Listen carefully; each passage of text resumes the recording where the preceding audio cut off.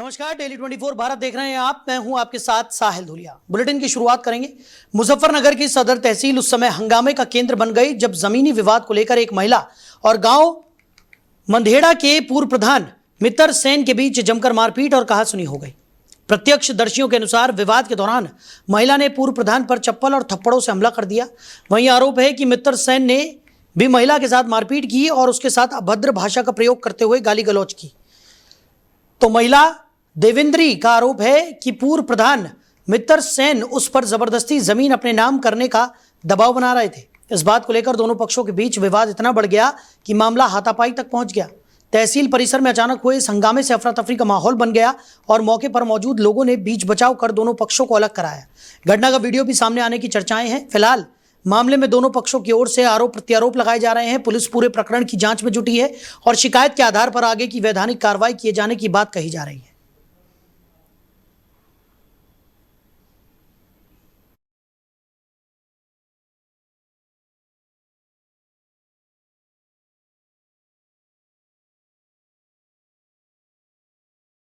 वहीं मुजफ्फरनगर पुलिस ने वाहन चोरी की घटनाओं पर प्रभावी कार्रवाई करते हुए 2 शातिर वाहन चोरों को गिरफ्तार किया है।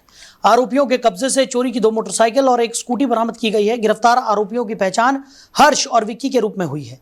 पुलिस के अनुसार दोनों लंबे समय से वाहन चोरी की वारदातों में सक्रिय थे और चोरी के वाहनों को ठिकाने लगाने की फिराक में थे। पुलिस ने दोनों आरोपियों के खिलाफ भारतीय न्याय संहिता यानी बीएनएस की धारा के तहत मुकदमा दर्ज कर आगे की कानूनी कार्रवाई शुरू कर दी है। पूछताछ के दौरान आरोपियों से अन्य चोरी की घटनाओं के संबंध में भी महत्वपूर्ण जानकारियां मिलने की उम्मीद जताई जा रही है। इस पूरे मामले का खुलासा नई मंडी क्षेत्राधिकारी ने प्रेस वार्ता के दौरान किया। उन्होंने बताया कि थाना नई मंडी पुलिस की सतर्कता और लगातार चलाए जा रहे अभियान के तहत दोनों आरोपियों को गिरफ्तार किया गया।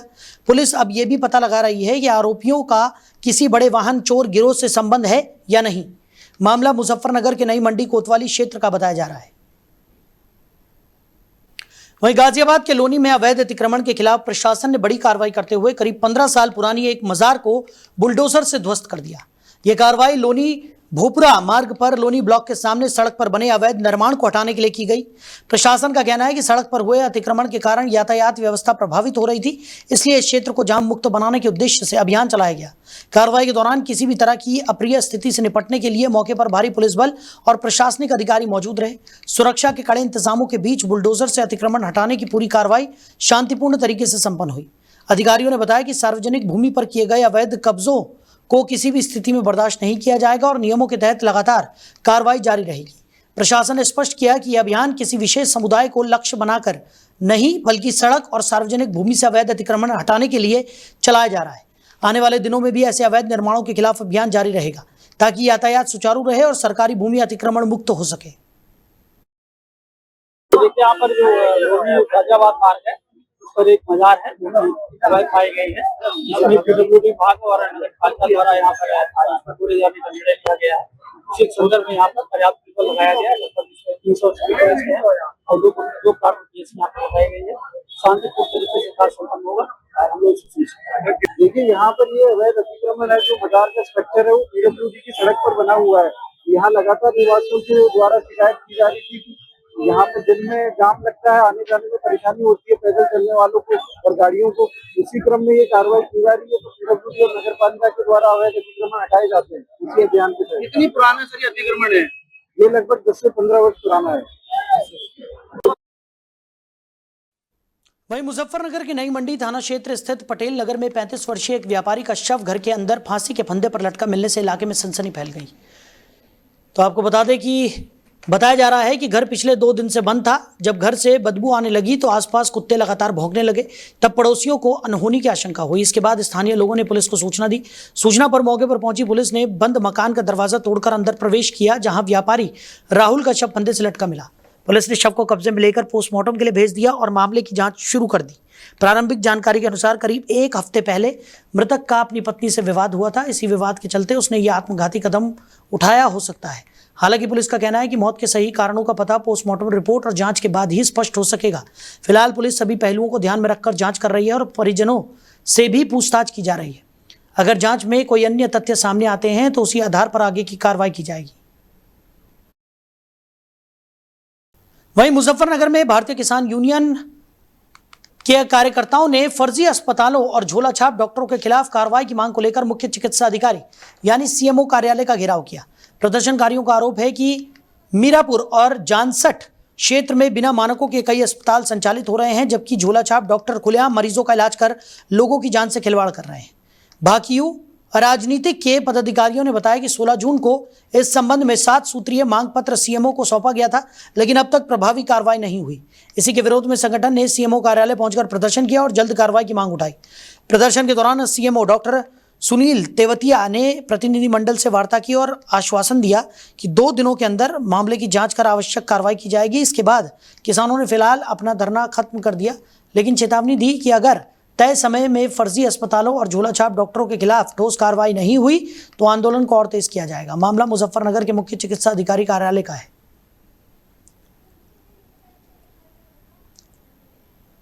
हाँ, उनकी जानसठ से संबंधित कुछ प्रॉब्लम्स थी। वहाँ के क्षेत्र में वो झोला छाप के खिलाफ कार्रवाई करवाना चाह रहे थे, तो हम लोग समय समय पर करते रहते हैं। अभी भी हम लोगों ने 2 दिन पहले भी वहाँ कार्रवाई की है, तो यदि किसी को प्रॉब्लम है तो हम लोग उस पर कार्रवाई करेंगे। आपका नाम? मैं अंकित जावला, भारतीय किसान यूनियन राजनीतिक तहसील अध्यक्ष जानसठ। आज सीएम ऑफिस आए हैं, वार्ता की गई है, क्या मामला था? आज मामला था हमारे ब्लॉक अध्यक्ष विवेक भाटी जी ने जानसठ सीएससी में एक दिन धरना दिया था 16 जून को। उसमें एक 7 सूत्रीय ज्ञापन सीएमओ साहब को सौंपा था, जिस पर अब तक कोई कार्रवाई नहीं हुई। आज इसी विषय को लेकर हम सब सीएमओ साहब के पास गए और उनसे वार्ता।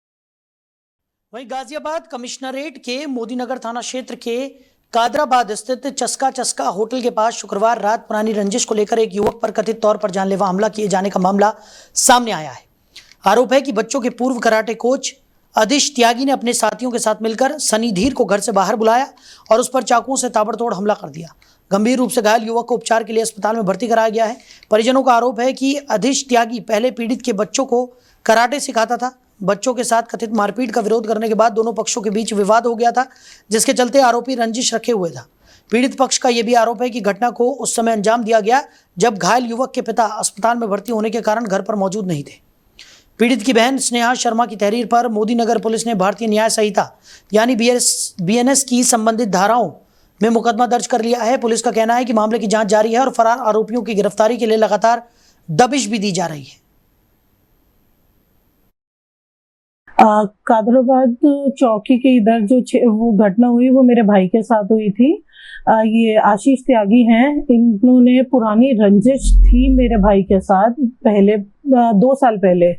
अब उसको मौका मिला था कि वो वहाँ पे आया, पूरा एक मर्डर अटेम्प्ट के उससे आया था, बैग में अपने वेपन लेके आया था अपना चाकू, और वहाँ पे लाके पहले मेरे ही भाई के दोस्त के साथ, वो उसका भी दोस्त था मेरे भाई का भी दोस्त था, उसके थ्रू कॉल करके मेरे भाई को घर से बुलवाया कि बेटी का बर्थडे है, पार्टी दे रहे हैं, ऐसे ऐसे, नहीं भैया आपको आना है, बाकायदा रिकॉर्डिंग भी है। वहाँ पार्टी के हिसाब से वो ये लोग गए हैं और वो भाई को नहीं पता था कि वो आशीष त्यागी वहाँ पे आ रखा है। अब वहाँ जैसे ही आशीष त्यागी को देखा, वहां से भाई उठने को हुआ तो उसने धक्का मुक्की करके हाथापाई चालू करी। हाथापाई चालू हुई। वो आशीष त्यागी जूडो मास्टर है, जूडो कराटे का। उसके बाद हाथापाई होने के बाद जब देखा कि ये अंदर भागा आशीष त्यागी कमरे में, तो वहां पे भाई को लगा चल हो गया मैटर, ठीक है, गुत्थम गुत्थी जो भी हुई। भाई अपना उठा बाइक पे, जैसे ही भाई मेरा बैठने लगा, वो पीछे से अंदर जो भागा था वो वेपन निकाल के लाया था बैग में से अपने, और भाई के बाइक पे बैठे हुए के पीठ में कमर में घुसा दिया। पूरी साजिश ये थी कि प्री प्लान था कि आज खत्म करो।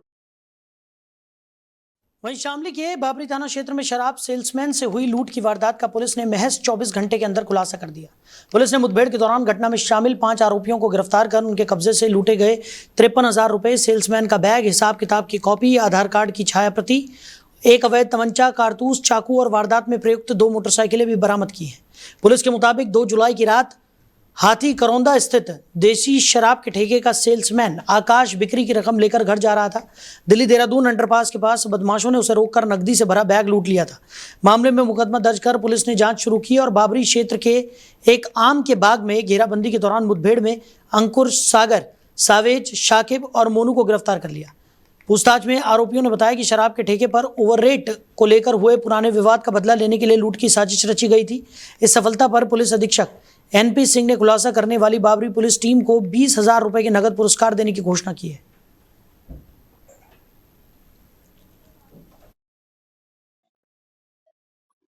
दिनांक 3 जुलाई 2026 को रात लगभग 10 बजे अशोक जी, जो जनपद मुजफ्फरनगर के मूल निवासी हैं, उन्होंने सूचना दिया 112 नंबर पे कि हमारा सेल्समैन था शराब के ठेके का, जो ठेका इसमें हाथी करौदा में है, और वहां से उसके बैग में 80,000 रुपये को छीन के लेके चले गए। उनके साथ मारपीट भी किए हैं। तत्काल हमारी पुलिस इनके पीछे लगी और तत्काल थाना बाबरी पर मुकदमा लिखा गया और नवनियुक्त हमारे एसएचओ कुलदीप, उनकी टीम इससे काफ़ी अच्छा काम किया। इन लोगों ने कल रात में ही इस घटना को ट्रेस कर लिया। इसमें घटना में कुल 5 लोग सम्मिलित थे, जिनमें 4 लोग घटना करने में सम्मिलित थे, एक पैसे को इन्वेस्ट करने में सम्मिलित था। घटनाक्रम पूरा ये रहा कि इसमें एक अंकुर पुत्र फतेह सिंह, सागर पुत्र कमल, साबिर, साकिब, मोनू, ये सभी बंती खेड़ा गांव के रहने वाले लोगों ने प्लानिंग करके, क्योंकि इनके बगल के गांव का ही ठेका है, लोगों ने कल रात में इसके साथ घटना करने का प्रयास किया इन लोगों ने, और प्रयास न किया बल्कि लोगों ने घटना कारित भी कर लिया। ये लोग प्लानिंग करके उसको मुखबिरी कराए। जैसे अपना वो लेके पैसा निकला, बैग को इन लोगों ने छीन लिया और जाके अपने गाँव चले गए। इन लोगों ने पैसे को बांट लिया था। इनके पास से कुल 53,000 रुपये बरामद हो गए। इनके पास से एक तमंचा, एक छुरी बरामद हुआ है। जो 2 बाइक के लोग यूज किए थे वो भी बरामद हुआ है और ये काफी अच्छा काम हुआ। ये तत्काल 3 ही घंटे में घटना वर्कआउट हो गई थी। वहीं शामली के थाना भवन क्षेत्र में हसनपुर लोहारी गांव के युवाओं ने सामाजिक जिम्मेदारी निभाते हुए एक जरूरतमंद परिवार की बेटी की शादी में आर्थिक सहयोग कर मिसाल पेश की। युवाओं ने आपस में सहयोग राशि एकत्रित कर गरीब परिवार को 9,100 रुपये नगद, साथ ही घरेलू उपयोग के उपहार कन्यादान स्वरूप भेंट किए। जानकारी के अनुसार थाना भवन के मोहल्ला ईदगाह निवासी जनेश्वर सिंह आर्थिक रूप से कमजोर हैं। उनकी पुत्री का विवाह 4 जुलाई को संपन्न हुआ। शादी की जानकारी मिलने पर हसनपुर लोहारी के युवाओं ने सामूहिक पहल करते हुए परिवार की मदद करने का निर्णय लिया। सभी ने मिलकर सहयोग राशि जुटाई और जनेश्वर सिंह के घर पहुंचकर आर्थिक सहायता के साथ आवश्यक घरेलू सामान भेंट किया। इस अवसर पर युवाओं ने कहा कि समाज के सक्षम लोगों को जरूरतमंद परिवारों की मदद के लिए आगे आना चाहिए। उनका मानना है कि सामूहिक सहयोग से किसी परिवार की बड़ी परेशानी को काफ़ी हद तक कम किया जा सकता है।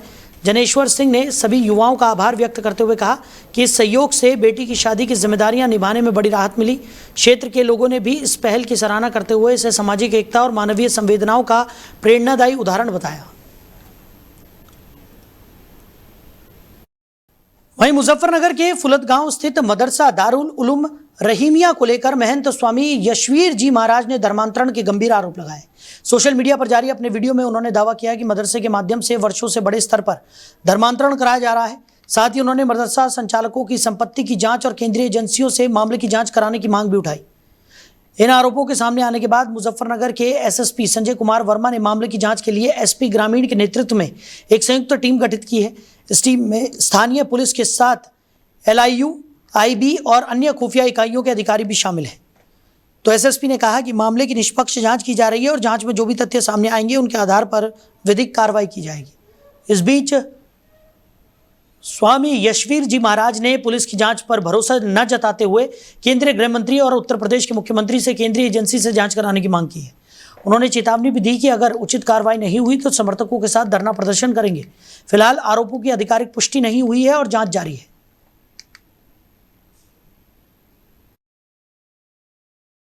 देखिए, एक सोशल मीडिया के माध्यम से सूचना मिली थी जिसके परिदृश्य में जो है मेरे द्वारा एक टीम बना दी गई है SPRA के नेतृत्व में। इसमें LIU है, IB है और जो भी हमारी इंटेलिजेंस की टीमें हैं और साथ ही साथ CO बुढ़ाना भी है इसमें शामिल। तो संयुक्त रूप से इसकी जांच की जा रही है। जो भी तथ्य सामने आएंगे तदनुसार विधिक कार्रवाई कठोरतम कार्रवाई की जाएगी। कल मैंने दारुल उलूम रहीमिया मदरसा फुलत का जो धर्मांतरण का विषय उठाया था, उसके लिए मुजफ्फरनगर के कप्तान ने एक कमेटी गठित कर दी है, लेकिन इस कमेटी से कार्य नहीं बनेगा क्योंकि इनका नेटवर्क बहुत बड़ा है।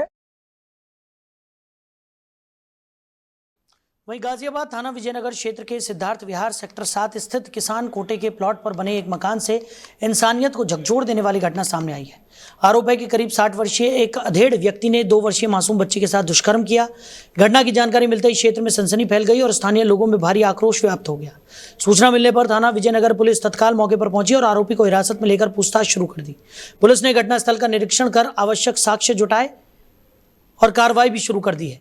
अधिकारियों के अनुसार मामले के हर पहलू से गंभीरता के साथ जांच की जा रही है और उपलब्ध साक्ष्यों एवं मेडिकल रिपोर्ट्स के आधार पर आगे की विधिक कार्रवाई सुनिश्चित की जाएगी। पीड़ित मासूम बच्ची को तत्काल जिला संयुक्त चिकित्सालय MMG भेजा गया, जहां उसका मेडिकल परीक्षण कराया जा रहा है। बच्ची की हालत को लेकर परिजनों में चिंताओं का माहौल है। वहीं सूत्रों के अनुसार बच्ची की स्थिति गंभीर बताई जा रही है। हालांकि इस संबंध में अस्पताल प्रशासन की ओर से अभी तक कोई आधिकारिक मेडिकल बुलेटिन जारी नहीं किया गया है। मामले की पुष्टि और जानकारी लेने के लिए जब मीडिया टीम MMG अस्पताल पहुंची तो अस्पताल के स्टाफ ने इस प्रकरण की जानकारी होने से अनभिज्ञता जताई। अस्पताल प्रशासन की ओर से फिलहाल कोई आधिकारिक बयान सामने नहीं आया है, जिससे मामले को लेकर कई सवाल भी खड़े हो रहे हैं। इस हृदय विदारक घटना के बाद क्षेत्र में भय, आक्रोश और चिंता का माहौल है। स्थानीय लोगों ने आरोपी के खिलाफ सख्त कार्रवाई की मांग करते हुए दोषी को कठोरतम सजा दिलाने की अपील भी की। पुलिस अधिकारियों का कहना है कि जांच पूरी पारदर्शिता के साथ जारी है और किसी भी दोषी को बख्शा नहीं जाएगा। फिलहाल पुलिस जांच जारी है। मेडिकल रिपोर्ट्स और आधिकारिक पुष्टि होने के बाद ही मामले के अन्य तथ्यों का खुलासा हो सकेगा। आज दिनांक 4/7/2026 समय लगभग 11 बजे PRV द्वारा थाना विजयनगर पर एक बच्ची के साथ दुष्कर्म की सूचना प्राप्त हुई। इस सूचना पर तत्काल थाना विजयनगर की पुलिस मौके पर पहुंची और पाया गया कि एक छोटी बच्ची के साथ दुष्कर्म का प्रयास किया गया है। आरोपी को हिरासत में ले लिया गया है व परिवारजन से तहरीर प्राप्त कर सुसंगत धाराओं में अभियोग पंजीकृत किया जा रहा है। मौके पर शांति एवं कानून व्यवस्था कायम है। आवश्यक वैधानिक कार्रवाई अमल में लाई जाएगी। वहीं नोएडा साइबर क्राइम थाना पुलिस ने फर्जी ट्रेडिंग प्लेटफॉर्म के जरिए साइबर ठगी करने वाले एक गिरोह की मदद करने के आरोप में एक आरोपी को गिरफ्तार कर लिया।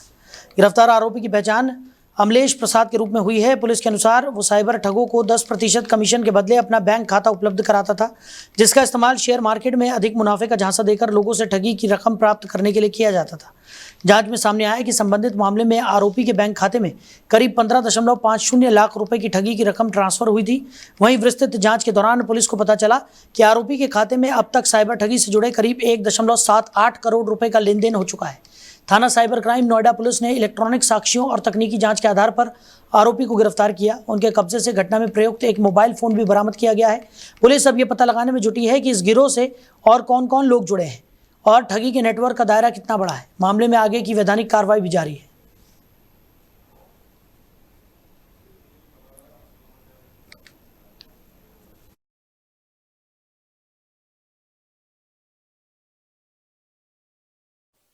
वहीं गाजियाबाद के साहिबाबाद थाना क्षेत्र में कार की बकाया रकम मांगने को लेकर एक परिवार पर कथित जानलेवा हमले का मामला सामने आया। पीड़ित अमन गुप्ता का आरोप है कि उन्होंने अपनी कार मोहित शर्मा को बेची थी। बकाया भुगतान मांगने और पुलिस से शिकायत करने के बाद 2 जुलाई की रात शनि मंदिर के पास उस पर हमला किया गया। पीड़ित के अनुसार मोहित शर्मा, सुरेश कसाना, प्रेरित शर्मा, गोपाल पंडित और उसके साथियों ने लाठी डंडों और सरियों से अमन और उसके पिता के साथ मारपीट की। आरोप ये भी है कि बीच बचाव करने पहुंची अमन की पत्नी और बहन के साथ भी मारपीट और अभद्र व्यवहार किया गया। पीड़ित परिवार का कहना है कि आरोपियों ने जान से मारने की धमकी भी दी। बताया जा रहा है कि घटना पास में लगे एक CCTV कैमरे में रिकॉर्ड हुई है। पीड़ित परिवार ने साहिबाबाद थाने में लिखित शिकायत देकर आरोपियों के खिलाफ कड़ी कानूनी कार्रवाई की मांग की है। फिलहाल पुलिस शिकायत के आधार पर मामले की जांच कर रही है। आरोपों की पुष्टि जांच और उपलब्ध साक्ष्यों के आधार पर की जाएगी। साथ ही उसी के अनुरूप आगे की वैधानिक कार्रवाई भी होगी। मेरे हस्बैंड को मारा। जब मैंने उन लोगों को बचाया उनके साथ तो उन्होंने बदतमीजी करी मेरे साथ भी। मेरे खरोंच मारी हाथ पे है और बदतमीजी उन्हें खींच रहे थे है, हाथापाई में हाथ लगा रहे थे। और जब मैं उन्हें बोल रही हूँ कि भैया छोड़ दो छोड़ दो छोड़ दो तो यूँ कह रहे थे इन्हें जान से मारेंगे। और इन दोनों मेरी नंद को और मुझे कह रहे थे कि इनको गाड़ी में बिठाओ इनको लेके जाएंगे। वो इस तरह से बोल रहे थे बार बार। ये मोहित शर्मा ये इन सारे इन्हीं के पूरे साथ के साथी है लड़के। पूरे ग्रुप ना की स्कॉर्पियो, ब्लैक कलर की स्कॉर्पियो में आए थे सारे बाइकों पे इस पे। और हाथों के कड़े निकाल के बजा रहे हैं। ईंट सर पे मारी है, आगे मारी है। ऐसे इन लोगों ने हम लोगों के साथ किया। 4 जनों के। हम अपने घर जा रहे थे, हमें बुला के ये सब चीजें की है हमारे साथ। और वो लोग वहाँ बैठ के ड्रिंक भी कर रहे हैं। धमकी दे रहे हैं कि बाहर निकलेंगे कुछ होएगा तो हमें मारेंगे पीटेंगे। पुलिस वालों के सामने ये वहीं बुलंदशहर के गुलावटी कोतवाली क्षेत्र में पुलिस और कथित पशु चोरों के बीच हुई मुठभेड़ में एक आरोपी गोली लगने से घायल हो गया, जबकि उसके 5 अन्य साथियों को भी गिरफ्तार कर लिया गया। पुलिस के अनुसार घायल आरोपी की पहचान हापुड़ निवासी वसीम कुरैशी के रूप में हुई है, जिसे उपचार के लिए जिला अस्पताल में भर्ती कराया गया है। पुलिस का कहना है कि बदमाश किसानों के पशु चोरी कर महिंद्रा पिकअप वाहन से ले जा रहे थे। सूचना मिलने पर पुलिस ने घेराबंदी की, जिसके दौरान मुठभेड़ हुई। कार्रवाई में कुल 6 आरोपियों को गिरफ्तार किया गया। उनके कब्जे से एक अवैध तमंचा, कारतूस, एक महिंद्रा पिकअप वाहन और चोरी की गई 2 जिंदा भैंसें बरामद की गई। पुलिस के मुताबिक वसीम कुरैशी के खिलाफ गाजियाबाद, हापुड़ और बुलंदशहर के विभिन्न थानों में हत्या के प्रयास, चोरी और अन्य गंभीर अपराधों सहित 13 आपराधिक मुकदमे दर्ज हैं। पुलिस अब गिरफ्तार आरोपियों से पूछताछ कर गिरोह के अन्य सदस्यों और पशु चोरी की अन्य घटनाओं के बारे में जानकारी जुटा रही है। मामले में आगे की वैधानिक कार्रवाई भी जारी है। आज दिनांक 4 जुलाई को थाना गुलावटी पुलिस को मुखबिर के जरिए सूचना प्राप्त हुई कि कुछ पशु चोर पशुपैठ बाजार के पास भैंस को गाड़ी में भरकर ले जाने की फिराक में है। सूचना पर तत्काल थाना पुलिस तथा पूर्व से ही क्षेत्र में भ्रमण कर रही स्वाट टीम मौके पर पहुंची। पुलिस के द्वारा खुद को घूरता देख वहां पहले से उपस्थित व्यक्तियों ने पुलिस के ऊपर फायरिंग की। जवाबी कार्रवाई में एक व्यक्ति जिसका नाम वसीम पुत्र मुस्लिम है, उसके बाएं पैर में गोली लगी है। इसके अतिरिक्त 5 व्यक्तियों को गिरफ्तार किया गया है तथा एक व्यक्ति फायर करते हुए भागने में सफल रहा है, जिसकी तलाश जारी है। घायल व्यक्ति को प्राथमिक उपचार के लिए प्राथमिक चिकित्सालय भेजा गया है, जहां उसका उपचार चल रहा है। प्राथमिक पूछताछ में तथ्य सामने आए हैं कि ये लोग पेशेवर अपराधी हैं। इनके द्वारा थाना गुलावटी तथा थाना अगौता में पशु चोरी की घटनाएं कारित की गई हैं। इसके अतिरिक्त ये अन्य जनपदों में भी पशु चोरी की घटनाएं कारित करते रहे हैं। घायल व्यक्ति वसीम के ऊपर 1 दर्जन से अधिक पशु चोरी व अन्य धाराओं के मुकदमे दर्ज हैं तथा अन्य व्यक्तियों का आपराधिक इतिहास निकाला जा रहा है। गिरफ्तार व्यक्तियों से एक 315 बोर का अवैध तमंचा, एक जिंदा कारतूस, एक खोखा तथा एक महिंद्रा पिकअप व 2 भैंस बरामद की गई हैं। प्रकरण में अन्य विधिक कार्रवाई की जा रही है। वहीं नोएडा के सेक्टर 18 स्थित मल्टी लेवल कार पार्किंग से कूदकर एक महिला की मौत हो गई। सूचना मिलते ही थाना सेक्टर 20 पुलिस मौके पर पहुंची और शव को कब्जे में लेकर आवश्यक कानूनी कार्रवाई शुरू कर दी। मृतका की पहचान सीतू तलवार पत्नी मोहित तलवार निवासी सेक्टर 29 के रूप में हुई है। प्रारंभिक जानकारी के अनुसार महिला ने पार्किंग भवन से छलांग लगाई, जिससे उसकी मौके पर ही मौत हो गई। घटना के बाद क्षेत्र में अफरा तफरी का माहौल बन गया। पुलिस ने मौके का निरीक्षण कर साक्ष्य जुटाए और शव को पोस्टमार्टम के लिए भेजने की प्रक्रिया शुरू की। परिजनों ने पुलिस को बताया कि सीतू तलवार लंबे समय से मानसिक अवसाद से जूझ रही थी। पुलिस इसी पहलू को ध्यान में रखते हुए मामले की जांच कर रही है। फिलहाल किसी अन्य संदिग्ध परिस्थिति की आधिकारिक पुष्टि नहीं हुई है। थाना सेक्टर 20 पुलिस ने पंचनामा भरकर अग्रिम विधिक कार्रवाई शुरू कर दी है। अधिकारियों का कहना है कि पोस्टमार्टम रिपोर्ट और अन्य तथ्यों के आधार पर मामले की जांच आगे बढ़ाई जाएगी। पुलिस ने लोगों से घटना को लेकर किसी भी तरह की अपुष्ट जानकारी या अफवाह फैलाने से बचने की अपील की।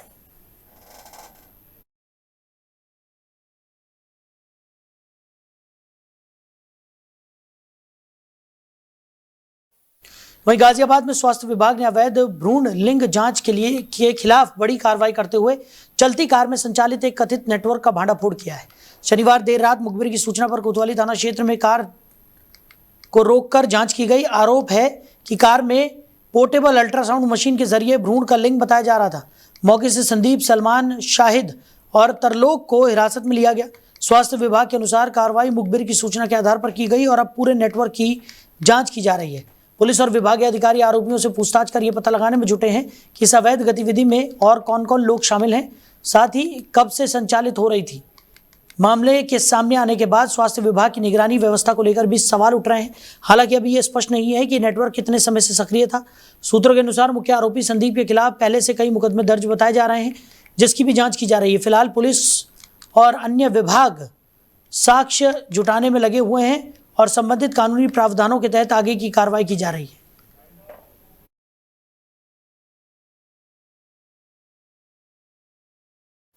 तो फिलहाल इस बुलेटिन में मेरे साथ इतना ही। आप बने रहिए। नमस्कार।